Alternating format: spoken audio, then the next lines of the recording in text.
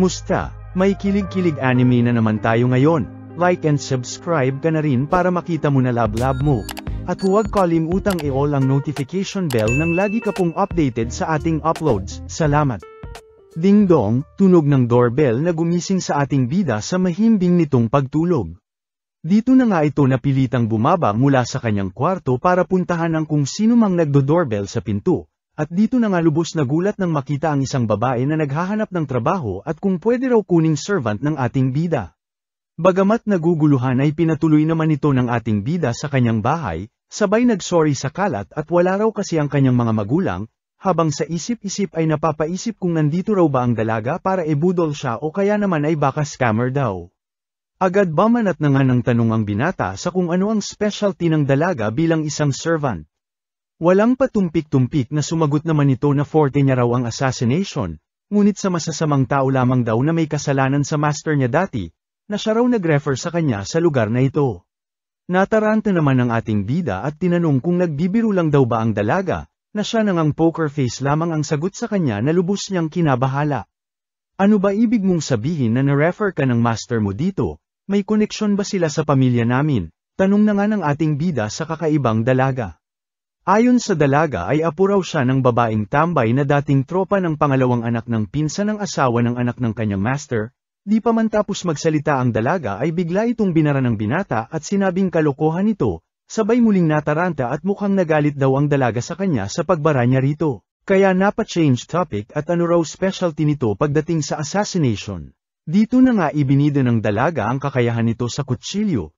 At bagamat di niya naman daw ito madalas gawin ay ito lamang ang nakikita niyang paraan para maipakita ang kanyang kakayahan, na lubos kinagulat at kinabahala ng binata, nakalaunan ay prenangka na ang dalaga at di nga raw niya kailangan ng assassin, lalong-lalo na at di raw siya pamilyar sa sinasabing master nitong dalaga. Kaya sa kasamaang palad ay di nga raw niya ito kukunin bilang servant. Kinalungkot na nga ito ng babae sabay nagsorry sa abalang nagawa nito sa binata, at kalaunay nagpaalam na nga sa ating bida. Napasusmerisep na nga lang ang binata sa mga nangyari habang malungkot namang nagmoment ang dalaga at saan na raw siya pupunta ngayon. Di pa man nakakalayo si ate ay bigla na lamang itong nakarinig ng sigaw mula sa malayo, ang ating bida na sinundan siya at naiwan na raw nito ang jingle bell niya. Dito na nga nawala ng 5 segundo ang itlog ng binata nang magulat sa paglutang ng isang truck mula sa isang kanto. Ngunit bago pa man ito mabunggo ni Truckon ay to the rescue naman ang dalaga sa kanya na dali-dali siyang niligtas sa kapahamakan. Malutong na pakyo na nga ang natanggap ng binata mula sa driver ng truck habang malambing na boses naman ang hatid ng dalaga at kung okay lang daw ba ang ating bida. Agad nagpasalamat naman ang ating bida habang di naman maipaliwanag ng dalaga ang kanyang nadarama, at first time niya raw sumagip ng buhay ng iba at grabe raw ang tibok ng kanyang puso. Ito nga pala yung jingle bell mo. Ika na nga ng ating bida, Shell Emmet, ika naman ni Ate Maid sabay nagpaalam na. Ngunit bago pa man ito makaalis ay lakas loob itong pinigilan ng ating bida, at naghahanap daw siya ng tao na makakatulong sa kanya sa paglilinis. Balik sa bahay ng ating bida ay di na naman nga nito kinakaya ang mga paganap ni Ate Maid, kung saan puro kutsilyo ang laman ng malita, at may pa-history lesson na nga tungkol sa mga kutsilyo. Kalaunan ay subok pinigilan na nga ito ng binata at nalilihis na raw sila sa usapan nilang paglilinis. Natigilan naman ang dalaga at sinabing basta usapang paglilinis daw ay garantisadong malinis siya magtrabaho. Napasusmerisep na nga lang ang ating bida at ibang paglilinis daw ang tinutukoy niya, sabay turo sa tambak ng basura sa kanyang bahay, at ito raw ang ibig niyang sabihin. Sa madaling salita ay kailangan niya raw ng isang housekeeper. Natigilan naman ang dalaga at mukhang walang alam sa gawaing bahay, sabay tanong na kung magagawa niya raw ba ito ay kukunin na siya ng ating bida. Di pa man nagtatagal ay nagulantang na lamang ang binata nang makita na di man lang nagtagal sa kamay ng dalaga ang ibinigay niyang panglinis dito, na todo sorry na nga sa ating bida at babawi raw siya. Sa kasamaang palad ay pinaglihirin talaga sa mali-mali itong dalaga at muntikan na namang mad ulash. Na lubos pinag-alala ng binata at kung talagang clumsy daw ba talaga itong dalaga. Moment na nga lang si ate mo at kung dahil daw ba dito ay di na siya kukunin ng ating bida. Tinawanan nga lang ito ng binata sabay bigay ng towel sa dalaga, at di pa naman daw huli para matuto ang dalaga, at kung gusto nga raw nito ay tulong na lamang sila sa paglilinis. Kalaunan ay matagumpay na ngang nalinis ng dalawa ang buong bahay, at salamat nga raw sa tulong nitong dalaga. Dito na nga nakaramdam ng gutom ang ating bida kaya tinanong ang dalaga kung marunong daw ba itong magluto. Ano pa nga ba at mukhang ulats din ito sa pagluluto, kaya naman sinabihan na lamang ito ng binata na maligo na muna at siya na raw bahala sa menu nila ngayong gabi. Ayun nga at naligo na muna ang dalaga habang napamuni-muni naman ang ating bida, si Hitoyoshi Yokoya, isang sophomore high school student na nagkataong nasa summer vacation nang wala ang kanyang mga magulang. Kilig-kilig na nga si kuya mo at di pa rin makapaniwala na may isang dalagang bigla na lamang lumutang sa bahay nila, at di malaman ang gagawin dahil baka lumabas daw ng CR ang dalaga nang nakatupis lamang.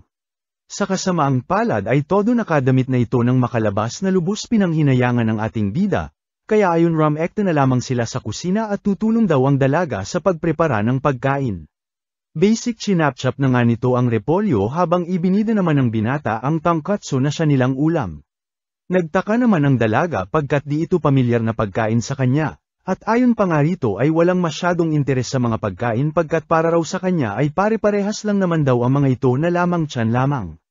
Abat na pag-iiwanan ka na kung ganun, ibahin mo itong tangkatsu, sigurado yanig ang mundo mo.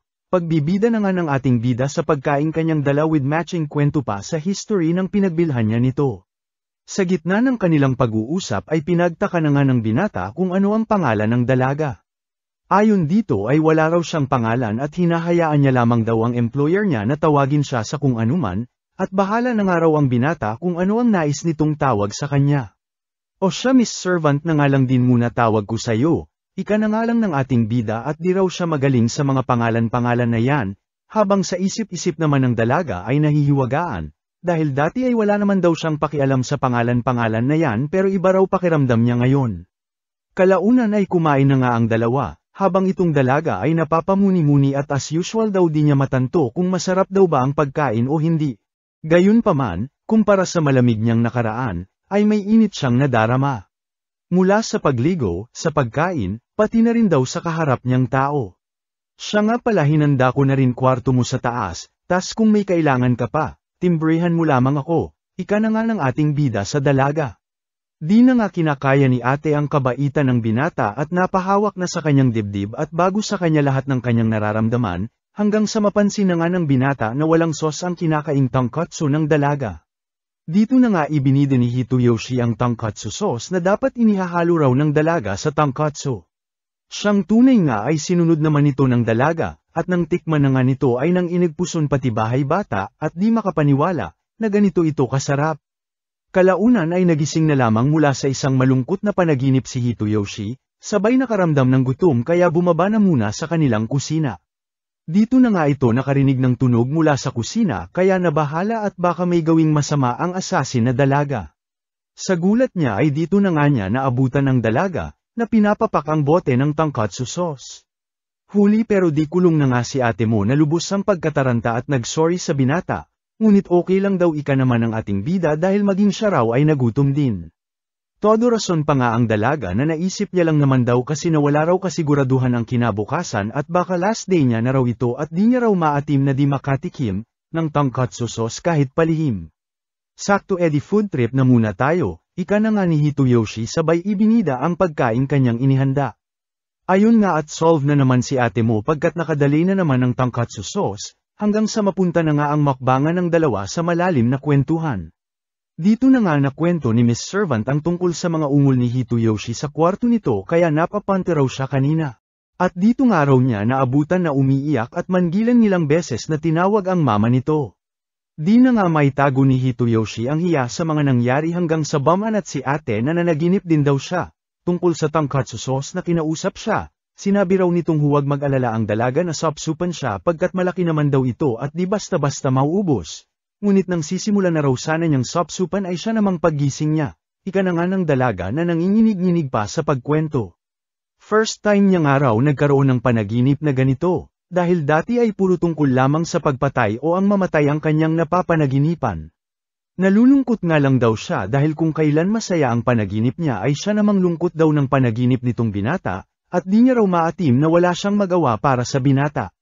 Sorry na ika naman ng binata tsaka minsan lang naman daw siya nananaginip ng masama, dagdag pa nito na paminsan-minsan daw talaga binabangungot siya noong bata pa siya at nagigising ng umiiyak, Buti na lamang daw at nandyan mama niya noong mga panahon na ito at pinapatulog siya sa kanlungan nito. Walang patumpik-tumpik na nagpresente na nga si ate girl ng kanyang legs at dito na nga raw magpahinga si Hitoyoshi. Kinataranta na nga ito ng binata at bata pa raw siya noong mga panahon na yon, tsaka malaki na raw siya ngayon at di na raw ito pwede. Dahil sa pagtanggi ng binata ay tila dinamdam naman ito ng dalaga, at kinain na naman ang natatagong kalungkutan nito, hanggang sa bigla na nga itong nabasag ng dumampi na ang ulo ng binata sa kanlungan nito. Ayayayayayayayay kilig-kilig na nga si kuya mo at bukod sa malambot ay napakaligamgam daw ng pakiramdam. Moment na nga ang dalawa habang kami ito inggit na hype sipunin sana kayo. Pasapsap na rin lods ng like at subscribe, salamat. Aba ayos, ika na nga lang ni Hitoyoshi nang makita ang pagchap-chap ni Miss Servant sa lahat ng kanilang basura at laking tulong nga raw nito lalo na sa espasyo. Bandang ilalabas na nga nila ang basura ay bigla na lamang silang nagulat nang makita ang isang aso na nakabalander sa may gate, na may sulat pang nakalagay. Ayon sa sulat ng dating may-ari nito ay akala raw nila noong binili niya ay isa itong Pomeranian, ngunit mukhang nagkamali raw siya at malaking breed ito na hindi kasya sa kanyang bahay, kaya napagdesisyonan niya raw na iwan ito sa isang yayamaning bahay. Alagaan niyo siya ha, salamat, pahabol pa nga nito. Abat ang kapal ng mukha niyang hype na yan. Abat parang nagtapon lang ng candy ika na nga lang ng ating bida sabay nilapitan ang aso. Aampunin niyo po ba siya? Tanong naman ni Miss Servant. Oo naman itong si Hitoyoshi at di naman daw pwedeng iwanan na lamang nila ito rito, lalo na raw at summer pa at baka mamatay pa, ang liit-liit pa naman daw na aso. Wala naman daw yan sa liit, ika naman ni Miss Servant at tila napa-flashback sa kanyang nakaraan. At basta't malakas daw ang kagustuhan ng sinuman na mabuhay, ay walang makakapigil sa'yo na mabuhay, sino ka man o ano pa mang sitwasyon, ito raw ang instinct ng hayop, ang mabuhay. Ang pagligtas ng buhay ng dahil sa awa ay maaaring magdulot ng masamang kahihinatnan. Maaaring inabando na raw ang aso dahil walang sino man ang nangangailangan dito, mga mahihinang nilalang na nakatakdang mamatay sa mundo. Kung basta na lamang daw itong ililigtas, nang di nararanasan kung paano lumakas ng sila lamang, ay siguradong magdudulot ng masamang epekto balang araw. Master Hitoyoshi, kaya mo bang pasanin ang responsibilidad na yon, ika na nga ni Miss Servant sa ating bida. Di raw siya sigurado ika naman ni Hitoyoshi pero siguro naman daw noong niligtas niya siya ni Miss Servant kahapon ay di lang dahil sa naawa siya rito, ika na nga ng ating bida na ikinagulat ng dalaga. Paliwanag naman ni Hitoyoshi na bilang isang tao, likas sa kanila na may gawing aksyon lalo na kapag may nakikita silang nanganganib ang buhay. Tsaka alam niya raw ang pakiramdam ng iniiwan at nag-iisa, dagdag pa nga ng ating bida. Todo pa cute na nga itong aso habang happy-happy naman itong si Hitoyoshi, todo iwas naman itong dalaga hanggang sayayain na nga ni Hitoyoshi na hawakan din ang aso. Huwag mo sabihing takot ka sa aso Miss Servant, tanong na nga ng ating bida. Slight nga lang daw ika naman ng dalaga pero mahahalatang may takot itong itinatago sa aso. Ngunit kung utos nga raw ito ni Master Hitoyoshi ayon kay Miss Servant ay malugod niya itong susundin. Dahil dito ay napatanong na nga ang binata sa kung bakit ito takot sa aso. Kwento naman ng dalaga na noong bata pa raw kasi siya, sa ngalan ng training na ginawa ng dati niyang mentor, ay iniiwan siya nito sa isang bundok na puno ng mga aso. Napasasmeriasep na nga lang ang ating bida sa pinagdaanan ng dalaga, at kahit sino naman daw ay matatrauma kung ganoon ang pinagdaanan. Dahil dito ay nabahala na nga si Hitoyoshi sa kung ano ang gagawin, agad nagsorry naman si Miss Servant sa komplikasyon ng kanilang sitwasyon na agad binara naman ng binata at wala nga raw itong kasalanan. Bagkus ay nakiusap na lamang sa dalaga na kung maaari ay tiis-tiis na muna ito ngayon, at ayaw niya din naman na maiwang mag-isa muli ang aso. Nang marinig ito ng dalaga ay sinubukan na nga nitong hawakan ang aso, bagamat todo nanginginig. Napatanong naman si Hitoyoshi kung saan daw ito natatakot sa aso sa ang cute-cute nga raw ng aso. Ayon naman sa dalaga ay sa matatalim daw nitong pangil, sa mahahabang kuko, lalong-lalo na raw sa naninindak nitong mata. Nagsorry naman si Hitoyoshi at ang tanging nakikita niya raw ay isang malaking mochi cake, pagtukoy na nga nito sa aso. Hanggang sa isubo na nga ng aso ang daliri ni Miss Servant na lubos nitong kinataranta habang todo pak-alma naman ang ating bida at nakikipaglaro lang daw ang aso. Todo nang hina na nga si Miss Servant sa mga nangyari habang napansin naman ni Hitoyoshi na tila nagngingipin daw ang aso, sabay niyaya ang yaya sa labas. Dito na nga sila dumiretso sa isang pet shop para ipatingin ang aso. Dito na nga rin sila bumili ng iba pang pangangailangan ng aso, na lubos ipinasalamat ng binata at sinamahan siya ng dalaga sa kabila ng takot nito sa mga aso. Ayon naman kay Miss Servant ay lubos daw ang kabaitan ng ating bida, dahil sa dati niya raw na mundo ay walang lugar ang pagkakamali. First time niya nga raw nakatagpo ng tulad ni Master Hitoyoshi, at lahat daw ng ginagawa niya ngayon ay first time din sa kanya. At kinakalungkot niyang hindi niya nagagawa halos lahat ng maayos. Di niya raw maintindihan kung papaano siya magiging kapaki-pakinabang sa ating bida. Sa dating araw niyang mundo ay nakasalalay lamang ang iyong halaga sa kung ano ang kakayahan mo, at instrumento nga lang daw sila sa mata ng mga may kapangyarihan. Ibang-ibang araw dito, lahat ng kakayahan niya at ginawa niya makaabot lamang sa kung ano siya ngayon, ay walang kahulugan. Sana nga raw ay nakilala niya si Master Hitoyoshi parang ganito sa aso, kung nalaman niya nga raw sana una pa lamang na umaapaw pala sa ganda at saya ang mundo, ay siguro naging tao daw siya na kapaki-pakinabang kay Master Hitoyoshi. Karapat-dapat daw ba siya sa lugar na ito, kailangan daw ba siya sa mundong ito na nababalot ng liwanag, pagkabahala na nga nito. Magsasalita pa sana si Hitoyoshi ngunit bigla na lamang itong hinayla ng aso. Ngunit bago sila makatawid ng tulay ay sinabi ng ating bida na sa nakikita niya raw ay nais ni Miss Servant na iwanan na ang dati nitong buhay at mabuhay ng normal. Wala nang patayan, patanong na sagot naman ng dalaga. Well yun ang naramdaman ko sa sinabi mo, ika naman ni Hitoyoshi na nagpaisip sa naguguluhang dalaga. All this time ito nga raw ang naging pagkatao niya, ang pagiging assassin, na tanging pinanghawakan niya para kailanganin siya ng iba. Patayin ito, patayin siya, puro pagpatay ang naging mundo niya. Kalaunan ay lumapit na nga ito sa ating bida, at sinabayan itong panuurin ang magandang paglubog ng araw. Dito na nga nagkwento ang binata na lubos daw ang takot niya noong una niyang nakilala ang dalaga, na kinataranta na nga ni Miss Servant. Di naman daw kasi niya inakalang assassin ito, ngunit ngayon napatunayan niya raw na mabuting tao ito. Biglang napa-flashback naman ang dalaga sa isang masayang nakaraan niya sabay napatanong kay Hitoyoshi kung papaano raw ba siya magiging normal na babae. Napakamot na nga lang ang ating bida at mahirap na tanong nga raw ito. Hanggang sa maisip nito na si Miss Servant na rin mismo ang nagsabi na first time lahat ng ginagawa nito ngayon, ay normal lamang talaga ang magkamali, isang normal na bagay na nararanasan ng isang normal na tao. Habang nagmumuni-muni at naghahanda ng pagkain si Miss Servant ay bigla na nga lang itong nagulat sa paglapit ng aso, at paano raw siya nito nalapitan nang hindi niya nararamdaman. Dito na nga nito napagtantong gutom ito kaya kalaunan ay binigyan ng pagkain. Hahawakan nga sana nito ang aso at parte raw ba ito ng pagiging normal ngunit naudlot nang biglang dumating sa bahay si Hitoyoshi. Tuwang-tuwa na nga ang ating bida at mukhang busog na raw ang kanilang aso, na mukha na nga raw moki sa katabaan. Bigla na nga itong natigilan at napaisip, at simula raw ngayon Age Mochitaro na ang pangalan ng aso, na nangangahulugang masarap na moki sa Japanese, na lubos na gustuhan na nga maging ng aso. Pagpuri naman ang natanggap ni Miss Servant at unti-unti na nga raw itong nasasanay sa pagiging maid, na lubos kinakilig-kilig na nga ng dalaga, habang itong si Moki naman todo ang pangungulit, kaya naman kalaunan ay nagpresenta na itong dalaga na siya na muna magbabantay sa aso. Gusto niya nga raw maging normal kaya susubukan niya ito kahit medyo nahihirapan pa siya sa ngayon, dahil naniniwala nga raw siya sa ating bida at sa mga sinasabi nito. Natuwa naman ang ating bida kaya sinabi sa dalaga na siya rin daw ay naniniwala rito na makakaya nito.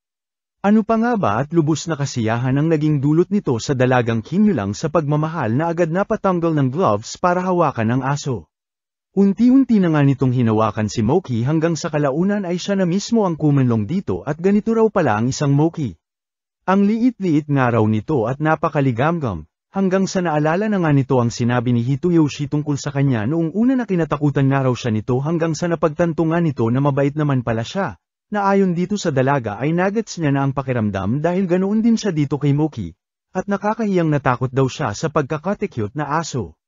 Kinagabihan ay happy-happy na naman nga si Miss Servant nang matikman ang kanyang paboritong sauce na nakabalot sa nilutong bola-bola ni Hitoyoshi.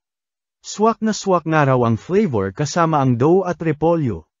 Ang sarap nga raw ng okonomiyaki na niluto ng ating bida na lubos kinatuwa ni Hitoyoshi. Gusto mo ba gawan kita ulit? Ika na nga ng ating bida na lubos kinagulat ng dalaga at nakakahiya naman daw, pero tumayo naman agad at naka-ready na ang plato niya, hihi.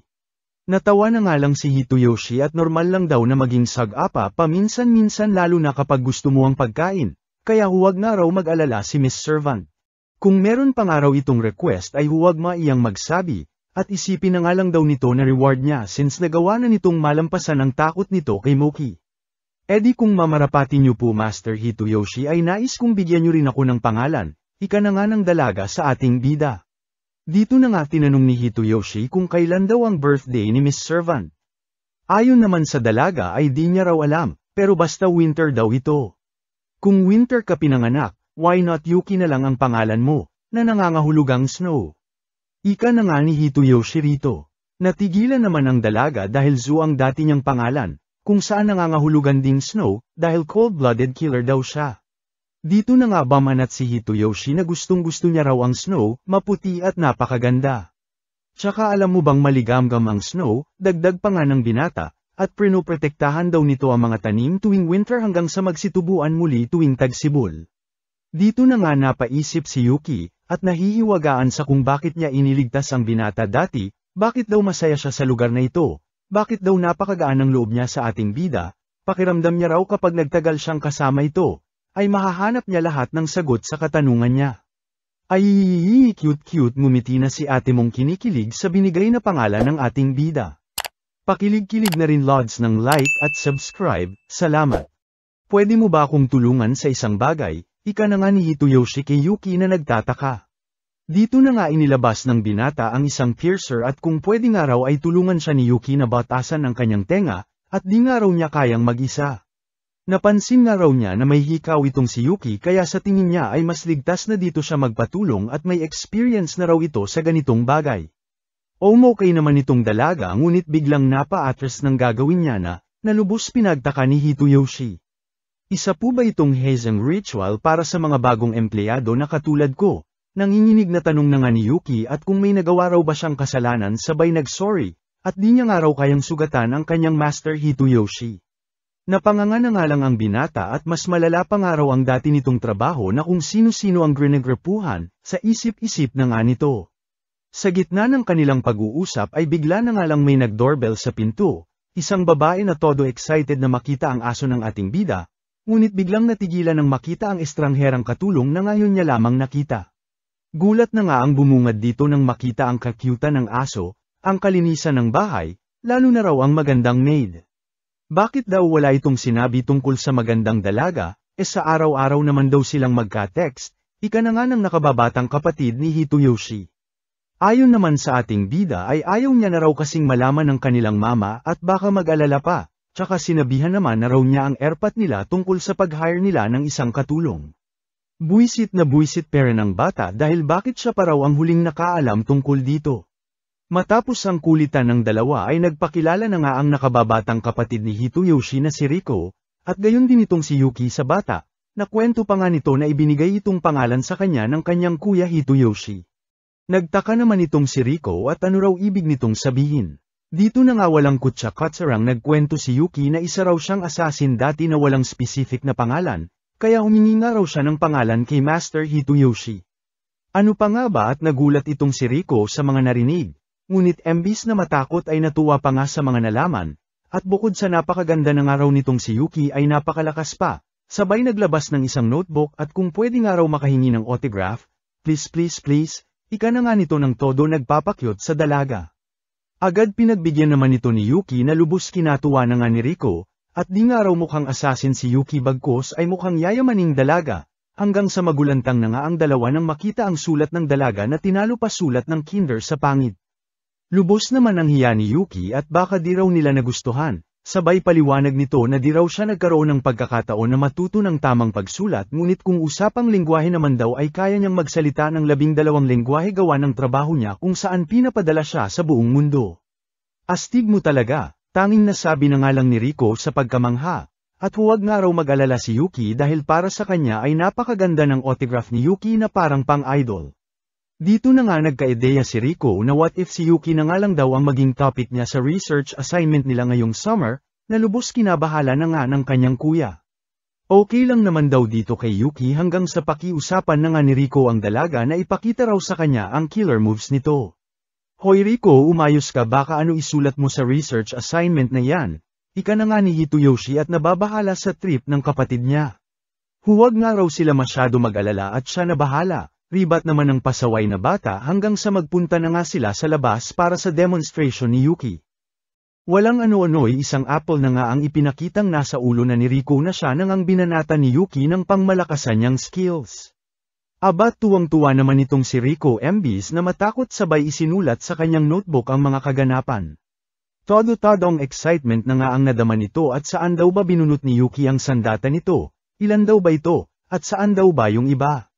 Ayon naman kay Yuki ay sa parteng dibdib niya nga raw nakalagay ang binunot niyang punyal, dati ay 16 nga raw ito ngunit nang pagsabihan daw siya ni Master Hitoyoshi ay ginawa niya na lamang itong 5. Dagdag pa nga nito na ang 4 na natitirang punyal ay nasa magkabilaan niyang binti, ngunit bago pa man ito maipakita ay agad pinigilan ng ating bida at baka iba na ang makita. Maging ang bell na nasa buhok ni Yuki ay napansin na nga rin ni Rico, at di raw ba ito nakakasagabal sa trabaho ni Yuki.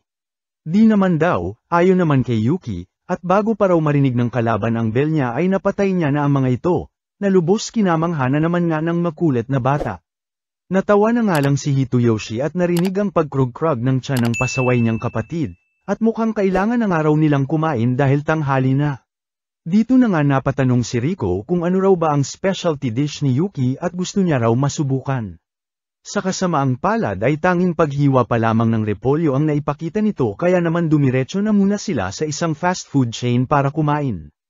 Aba, summer festival na pala. Ika na nga ni Rico nang mapansin ang isang poster, sabay niyaya na nga sila.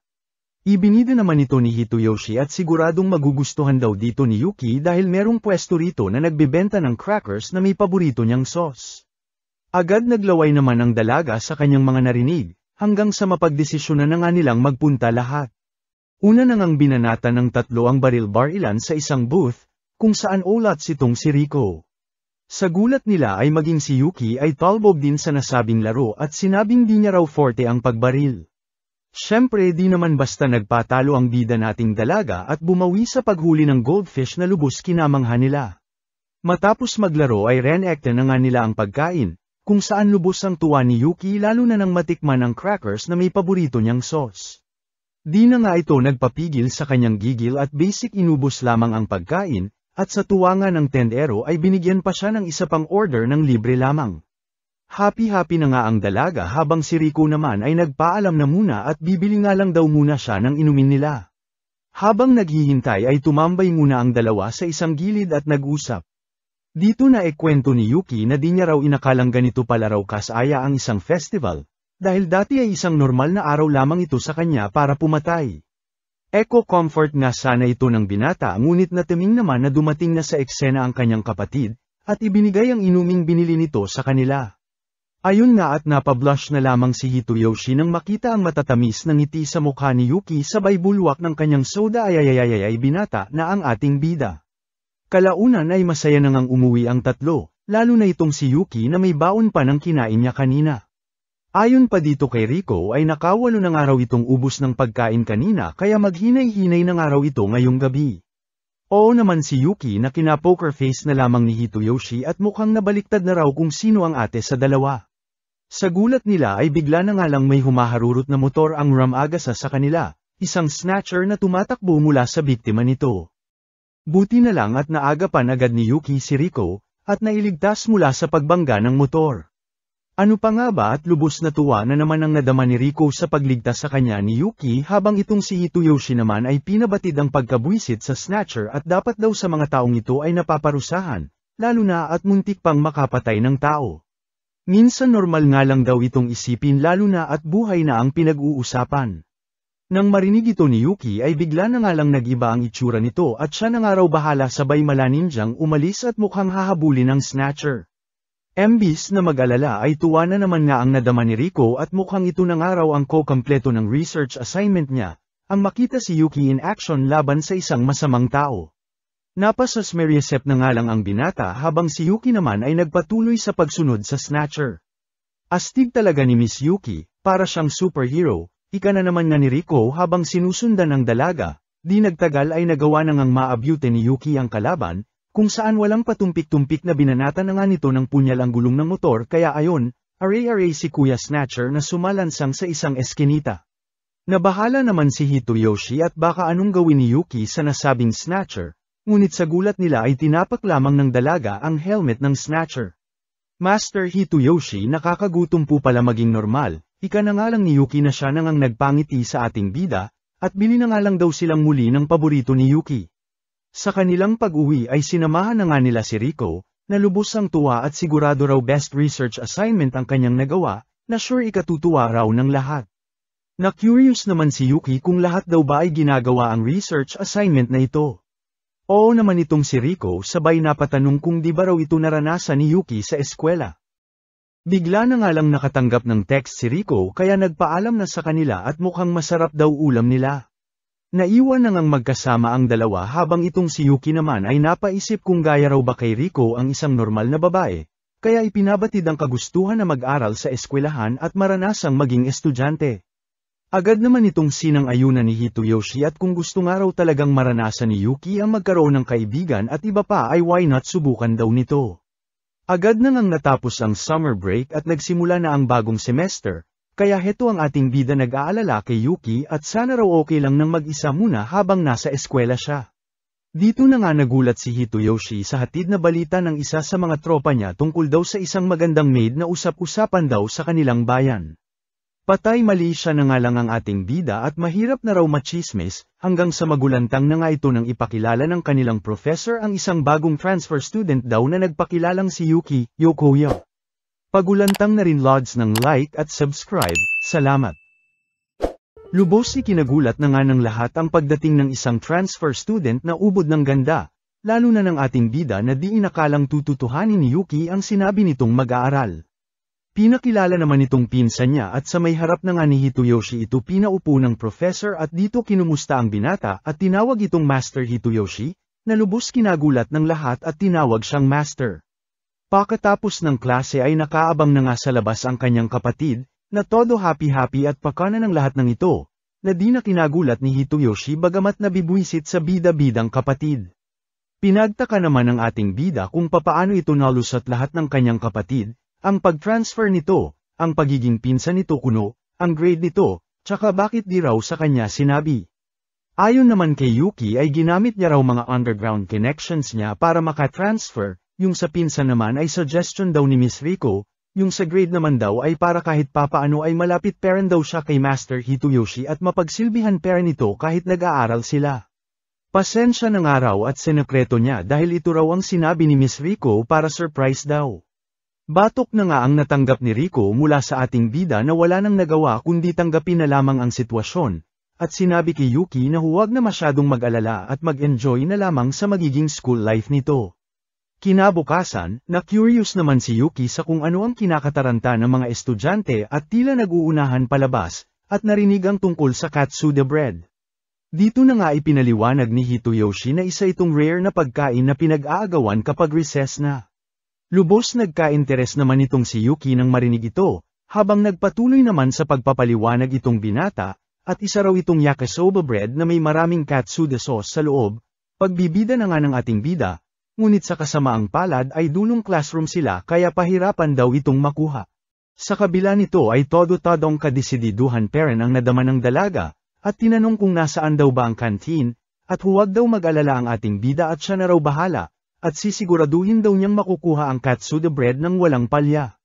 Walang ano-ano'y bigla na nga lang itong lumabas sa bintana at nagtungo sa rooftop ng eskwelahan. Agad sinundan naman ito ni Hitoyoshi at huwag daw masyadong padalos-dalos ang dalaga at baka mabuking daw ang kanyang pagkakakilanlan. Tumagos nga lang ito sa tenga ng dalaga at napagtanto ni Hitoyoshi na wala na siyang magagawa pa.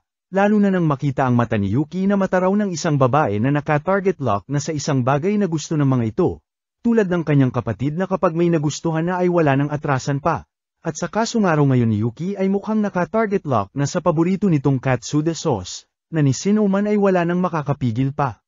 Pinag-alala na nga ni Hitoyoshi ang tinawag nitong Katsuda Brigade, na grupo ng mga estudyante na target din ng mga katsuda bread, na itataya rin lahat makuha lang ang mga nasabing tinapay. Trouble nga raw ito kung sakaling makasagupan ni Yuki, ika na nga ng ating bida. Di naman nagpahuli si Yuki at duro-diretso nang tinahak ang school canteen, talon dito, takbo doon, hanggang sa kalaunan ay marating na nga nito ang canteen at nauna sa lahat.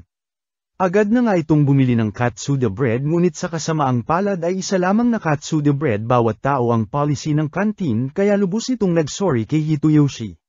Okay nga lang raw ayon naman sa binata at sa kanya na nga lang daw yung croquette bread, at kay Yuki naman ang katsuda bread. Di na nga naitago ni Yuki ang tuwa ng matikman ng nasabing tinapay, nakalaunay hinati ang katsuda bread at tikman nga raw ng ating bida. Kinulit na nga siya ng dalaga kaya wala nang nagawa si Hitoyoshi kundi kainin na lamang ito ng lubos na mumula. Kinagabihan ay muli na nga silang binisita ni Rico, at mahirap na nga raw mapabayaan ang dalawa ng sila lamang at baka magtsaktsakan pa, ika na nga ni Rico kay Hitoyoshi. Oy ayusin mo nga bunganga mo, baka may makarinig pa sayo, ribat naman ang ating bida. O ano naman ngayon, ika naman ang kapatid niya, tsaka big deal daw yun sa kanya lalo na at gusto niya ng ate.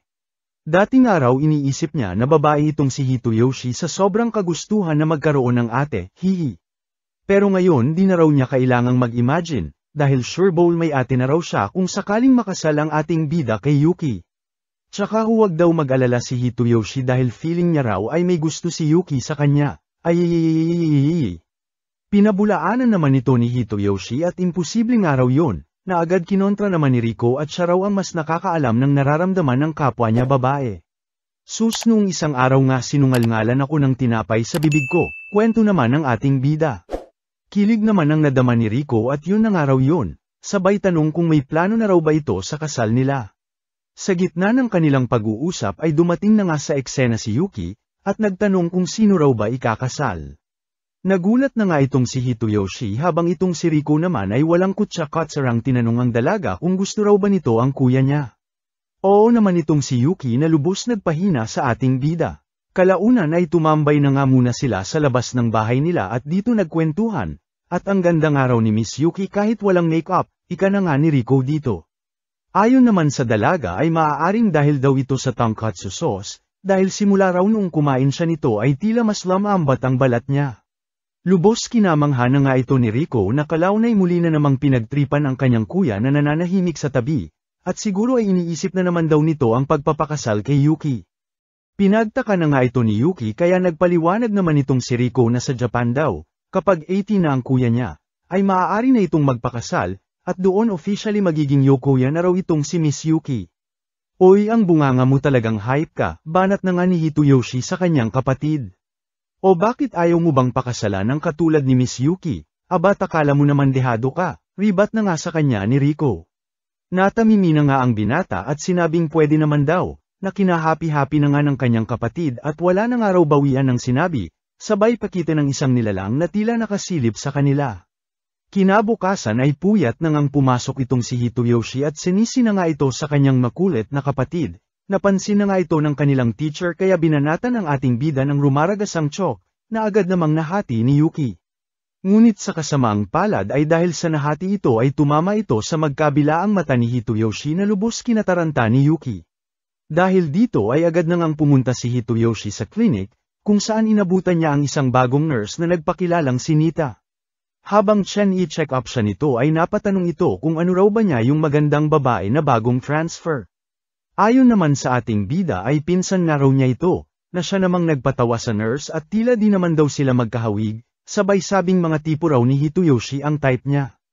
Ano pa nga ba at namula na naman ang ating bida at nagpasalamat, habang ang nurse naman ay pasimpleng nagpunta sa pinto at nilock ito. Mukhang okay naman daw ang mata ng binata ngunit mahirap na raw magsabi kaya i-check nga raw nila ang iba pang parte ni Hitoyoshi na lubos kinagulat ng binata. Na-corner na nga ang ating bida habang nagpatuloy naman si Ate Chick sa kanyang ginagawa at ang cute nga raw ng binata kapag natatakot. Unti-unti na nga siyang nabahala habang unti-unti namang lumapit sa kanya ang dalaga at ibibigay nga raw nito ang pinakapambihirang first time na mararanasan ng binata. Walang ano-ano'y distorbo naman itong si Yuki, buti na lang dumating na si Yuki, at lubos ang pag-aalala kung okay lang daw ba ang mata ng ating bida. Dito na nga nagkatitigan ang dalawang chicks habang dali-dali namang pumunta si Hitoyoshi sa likod ni Yuki, at takot na takot daw siya sa mga nangyari, talaga lang ba kuya utot mong hype ka? Joke nga lang daw ika naman ng nurse at ang cute lang daw kasi ng ating bida na inihalin tulad nito sa isang hamster. O siya heto ang eye drops, para mawala sakit ng mata mo, ika na nga lang ng nurse. Di na nga ito hinayaang lapitan pa ni Yuki at hinayla ang ating bida, at sinabi sa nurse na layuan nga raw nito si Hitoyoshi.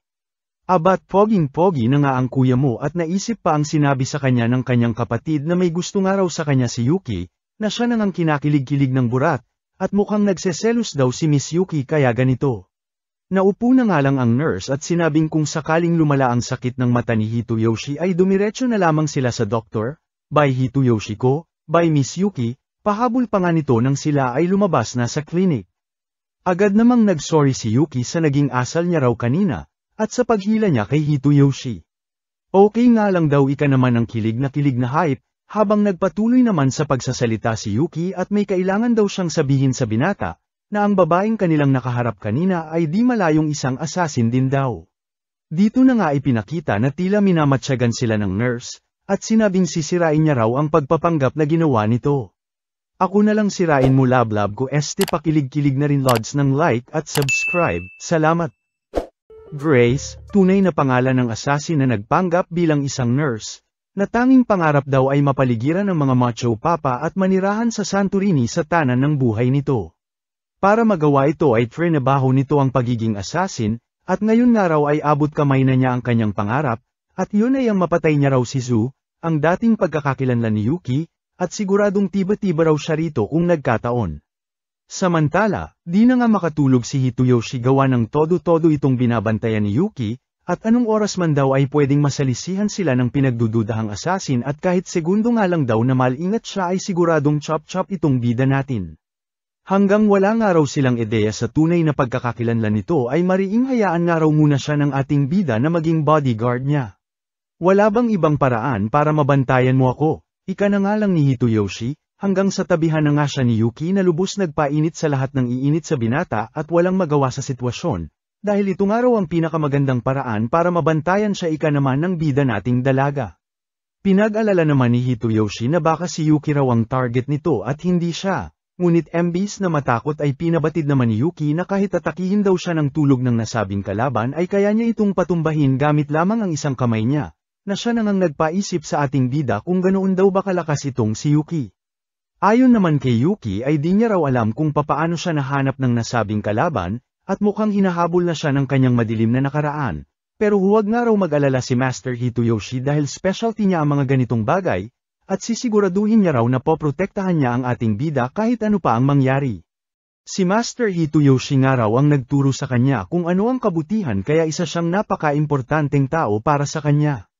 Lubos kinilig na naman nga ang binata sa mga narinig, sabay sinabing bubuksan niya raw muna ang bintana at medyo mainit na sa kwarto. Agad inunahan naman siya ni Yuki at baka may sniper daw sa labas. At dito na nga natigilan ang dalaga ng may maamoy na katsude sauce na paborito nito na kalaunay na pagtanto nitong plinanta sa harap ng gate. Ito na nga ang nagbigay daan para malusutan siya ng assassin, at hawak na itong bida natin. Di niya raw inakalang mahuhulog sa ganitong bitag ang dalaga, at ganito na raw pala kaina ang tinaguriang White Wolf of the Dragon's 9, dahil lamang sa dalulong pagbabagong buhay nito, ika na nga ng kalaban.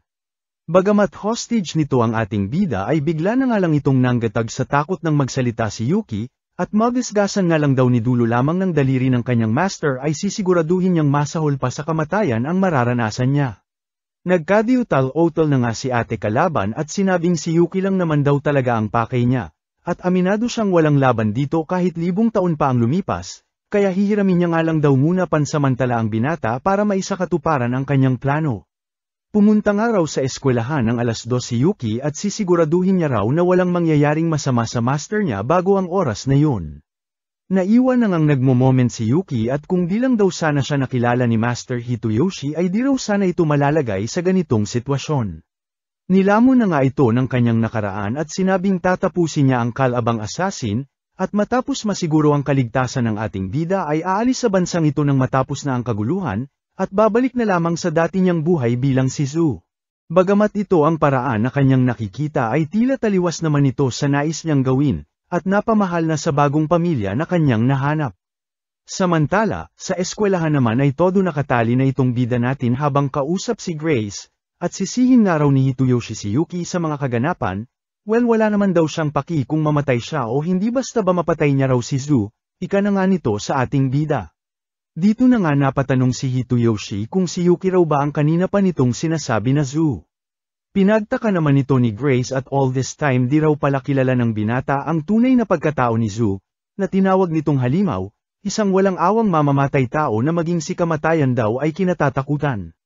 Ang ika-4 sa 9 na dragon, ang White Wolf na si Zu. Ang Dragon's 9 nga raw ang pinakamalakas na clan ng assassin sa buong mundo, na nagmula pa sa iba't ibang parte ng mundo. At dahil marami itong kalaban ay siguradong tiba-tiba raw siya kung mapuksa niya kahit isa man lang sa mga miyembro nito, at tataas ang kanyang reputasyon. Na siyang daan para matupad na ang kanyang pangarap. Poker face nga lang si Hitoyoshi at sinabing malayo raw ito sa kilala nilang Yuki, na sobrang lampa maglinis at paiba-iba ng emosyon, parang ewan pero adik sa tonkatsu sauce. Kinabwisit na nga ito ni Grace at maging siya raw ay di makapaniwala, dahil 3 linggo niya itong sinundan pero walang duda raw na si Zu ito. Kulang na nga lang daw pagbabarilin niya ang mga ito noong pinag-uusapan ang tungkol sa kasal na pagkakalandi-landi raw na mga buwisit. Natahimik na nga lang bigla si Grace at napamuni-muni, at tila gets niya na raw ang nangyayari, at may kakaiba nga raw talaga sa ating bida na siyang nagpalambot ng puso ng halimaw na si Zu. Napangisi na nga ito at pabor nga raw ito sa kanya ngayon, at gagamitin niya laban kay Zu, kaya sigurado na raw ang kanyang tagumpay. Walang ano-ano'y pamatak na nga ang 2:00 ng umaga, na siya nang ang pagdating ni Yuki sa eskwela. Wala na nga itong sinayang na oras pa at nilusob na si Grace, at gamit lamang ang kanyang mga punyal ay hinarang ang mga bala na binibira ng kalaban. Sa kasamaang palad ay nahulog na naman sa bitag ni Grace itong si Yuki at ayon, boom-boom sa pagsabog ng landmines na tinanim nito. Happy-happy na nga ito at ang dali lang daw pala matalo ng tinaguriang White Wolf, hanggang sa magulantang na nga ito nang biglang lumutang mula sa usok ng pagsabog, ang bidang dalagang di papakabog. Di na nga magkamayaw sa nerbiyos itong si Hitoyoshi habang todo pagpapakalma naman itong si Yuki at ililigtas nga raw niya si Master Hitoyoshi kahit anong mangyari. Kinabwisit na nga ito ni Grace at huwag daw siyang minamaliit ng mga ito, at balita nga raw niya di alam ng binata ang totoo niyang pagkatao, so paano raw yan, bistado na siya kaya wala nang tatanggap sa kanya. Kala mo naman talagang magagawa mong mamuhay ng normal, banat na nga nito kay Yuki. Di pa man ito tapos magsalita ay binara na nga ito ni Yuki at sinabing may klase pa raw bukas ang Master Hitoyoshi niya at masama sa kalusugan nito ang napupuyat kaya tapusin na nga raw nila ang pagganap nito. Kinabwisit na nga ito ni Grace at puro Master Hitoyoshi na nga lang daw ang laman ng bibig ni Yuki, at tila di nga raw siya seneseryoso ng White Wolf. Dito naglabas na nga ito ng isang aparato, sabay pinakita ang mga baril na nakatutok sa bawat bies ng ating bida, at tignan nga raw nila hanggang saan aabot ang angas ni Yuki. Bago pa man matapos sa pagdadana naman itong kalaban ay agad lumusab na nga itong si Yuki nang walang pag-aalinlangan kahit nasa alanganin na itong binata. Lubos kinagulat na nga ito ni Grace at napaisip sa pagkakakilanlan ng White Wolf na kailanman wala raw pinalampas na kalaban at lahat na mamatay. Napangisi na nga lang si Grace at mukhang wala naman daw nagbago kay Yuki na gagawin ng lahat mapatay lamang ang target nito kahit mapatay itong si Hitoyoshi, hanggang sa magulantang na nga ito ng basic harangin lamang ni Yuki lahat ng bala na tatama sana sa binata. Babanat pa nga sana ito muli ngunit sinira na ni Yuki ang cellphone nito na lubos nitong kinagulat. Abat ayaw talaga paawat ng pasaway na kalaban at babarilin pa sana ang ating bida kaya ayaw nakatikim ng malupiting sipa mula sa nag-uurumintadong bidang dalaga. Lubos na taranta na nga ito at mukhang katapusan niya na raw, at dahil na-corner na nga ni Yuki ay kung ano-ano na ang sinabi sa nagbabagong buhay na dalaga, at kailanman daw ay kahit ano pa ang gawin nito ay di raw magiging normal ang buhay at magiging Miss Yuki. Ano ito, fairy tale na you live happily ever after na lang? Lalo na sayo na isa sa mga pinakatatakutang assassin sa mundo. At kahit mapatay mo ako ngayon ay siguradong may mga iba pang muling susubok na patayin ka para sa pangalan at reputasyon. Huwag dalulu ate, kailanman di ka magiging normal, banat na nga ni Grace kay Yuki. Oh, tama ka naman, yun ang normal na kinalakihan ko noon pa man, ribat na nga ni Yuki. Ngunit iba na nga raw ngayon at kailanman hindi na siya papatay pa, at lalong-lalo nang hindi niya hahayaang may mamamatay dahil sa kanya. Simula nga raw ngayon, Anuman ang mangyari ay poprotektahan niya ang normal na buhay na kanyang ginusto. Natigilan na nga si Grace sa mga narinig at napatunayang ang lahat ng istorya sa White Wolf, ang pinakamalakas na assassin, ang pinakamalupit na assassin, ay hindi lang basta istorya lang. Bagamat hindi lang daw ito basta tungkol lang sa pagpatay, kundi ay tungkol sa kung gaano ito kadesidido kapag may gusto na itong gawin at gagawin lahat magawa lamang ito, mapanoon man daw hanggang ngayon. Natawa na nga lang ito dahil kung talagang gusto raw siyang patayin ng White Wolf ay matagal na raw sana siyang patay. Magkasama na ngang umuwi ang dalawa, kung saan todo-todo ang pag-sorry ni Yuki sa mga nangyari, at kasalanan nga raw niya ang lahat, at kung sakaling nais ng ating bida na mawala na siya ay maiintindihan niya ito. Nginitian nga lang ito ni Hitoyoshi at sinabing turuan daw siya ni Yuki ng mga self-defense techniques matapos nito, at nakakahiya naman daw na siya ang lalaki pero wala man lang daw siya maitulong kay Yuki. Kilig-kilig na nga si ate mo maging si kuya mong lalaan din yung hype kayo sana all buwisit. Pasanal na rin lods ng like at subscribe, salamat. Sikat na nga itong si Yuki sa kanilang eskwelahan at takaw tingin sa mga boys, dahil na rin sa taglay nitong pambihirang ganda at karisma sa iba, lalo na at ang galing pa raw sa sports. Tahimik nga lang ang ating bida sa tabi habang nakikinig sa mga usapan ng mga boys, hanggang sa maisip na nga nito ang nakaraang mga kaganapan at mga nalaman nito sa katauhan ni Yuki. Walang ano-ano'y kinikilig na titig na nga ang natanggap nito mula kay Yuki, na lubos kinabahala na nga ng ating bida dahil kulang na lang at patayin siya ng mga naiinggit at nagseselos na boys. Di pa nga rito natapos at dumagdag pa ang bola si Ate Blonde sa mga problema ni Hitoyoshi, at mas lalong nag-init ang mata ng mga lalaki sa ating napakaswerteng bida sana all kang kupal ka. Di na nga mapakali si Hitoyoshi dahil ayaw siya tantanan ni Grace, ang kalaban nila last time na ngayon ay teacher na nila. Dito na nga biglang nagpa-flashback. Noong bigla na lamang silang nagulat nang may samalubong sa kanilang isang blonde na babae, at di raw ba siya naaalala ni Hitoyoshi sa kabila ng mainit na gabing kanila raw ay pinagsaluhan.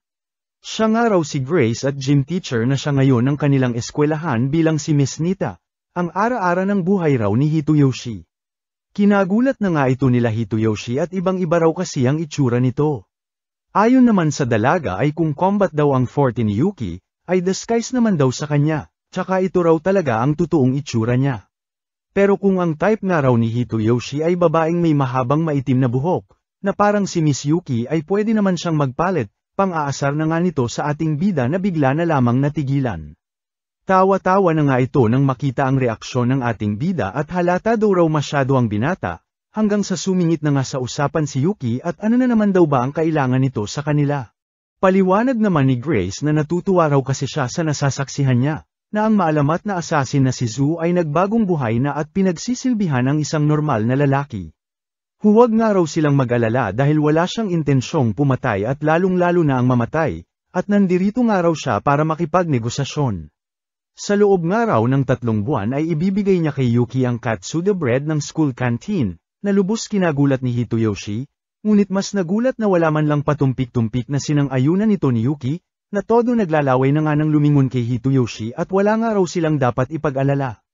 At nasuhulan na nga ng paborito nitong tinapay, hihi. O siya usapan na yan, ika na nga ni Grace at sanay magkasundo raw silang lahat habang siya ay mag-oobserba lang naman. Balik sa kasalukuyan kung saan todo lingkis na nga itong si Grace sa ating bida na tila nananodya na pasaylusan si Yuki, tawa-tawa na nga ito sa gilid at napapansin na aapektuhan na ang ating bidang dalaga, na sinakto pa nga sa pag-serve ni Yuki ng bola ang pagbulong sa tenga ni Hitoyoshi kaya ayon, butas ang net sa gigil ni Yuki sa mga nakikita. Namula na nga lang si Yuki sa halong hiya at pagkabahala, at tinangbangan na naman ng mga kaklase niya na namamangha sa kanya. Kalaunan ay todo sorry na nga itong si Yuki kay Hitoyoshi sa mga kaganapan, na lubos nagtataka rin sa inaasal ng dalaga.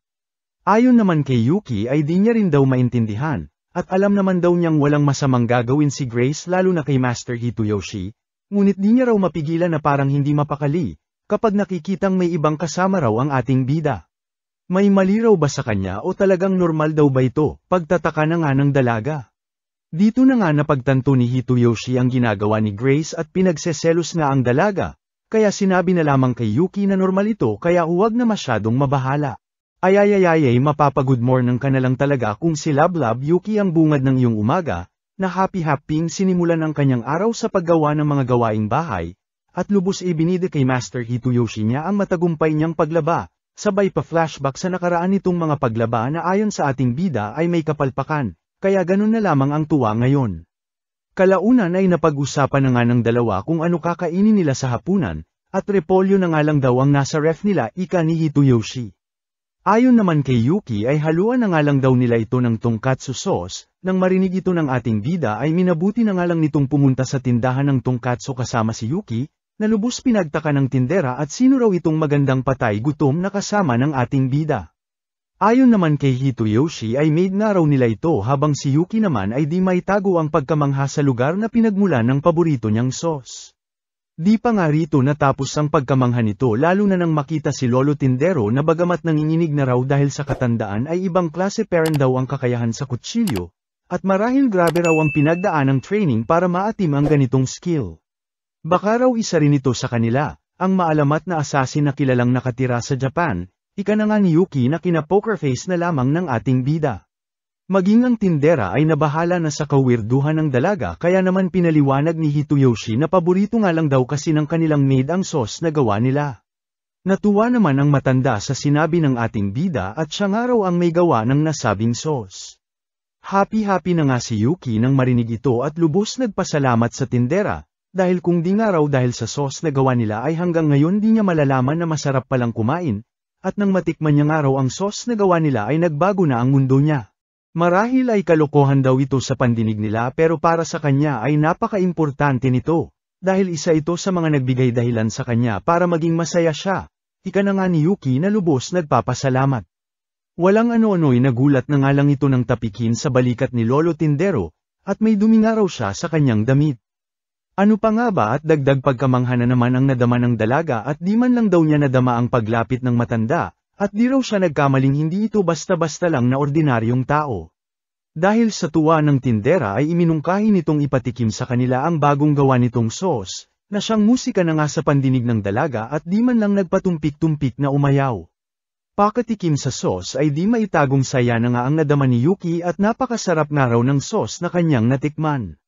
Ganabi na nga sila ng uwi at rekta kumain na rin, matapos nito ay napamuni-muni na nga ang ating bida, na bagamat masaya sa mga pagbabagong nararanasan ni Yuki ay nababahala pa rin sa nakaraan nito bilang isang napakalakas na assassin at napasearch pa nga sa Google kung ano ang Dragon's 9. Gusto nga nitong mas makilala pa si Yuki ngunit nababahala na baka maungkat pa ang masamang mga alaala ni Yuki na pilit na ngang iniiwasan para maging normal na tao. Siguro ay maiging hintayin niya na nga lang daw ang pagkakataon na mismong si Miss Yuki ang magkwento sa kanya ng nakaraan nito. Kalaunan ay nakatulog na nga ito, at napanaginipan ang tungkol sa malungkot na paghihiwalay ng kanyang mga magulang, ang pag-alis ng kanyang nanay kasama ang kanyang babaeng kapatid na todo iniyakan nito. Nagising na nga lang itong umiiyak at yakap na ni Yuki, at tinanong kung okay lang dahil umuungol daw ito kay pinuntahan niya. Bigla na ngang nahimasmasan si Hitoyoshi nang tumalbog sa melon ni Yuki, sabay agad nag-sorry at may masama nga lang daw siyang napanaginipan. Tungkol po ba ito sa nanay niyo? Tanong na nga ng nag-aalalang dalaga. Oo naman itong nahihiyang binata, kaya kalaunan ay iminungkahi ni Yuki na magpahinga raw muna ito sa kanyang kandungan ng ma-relax ito.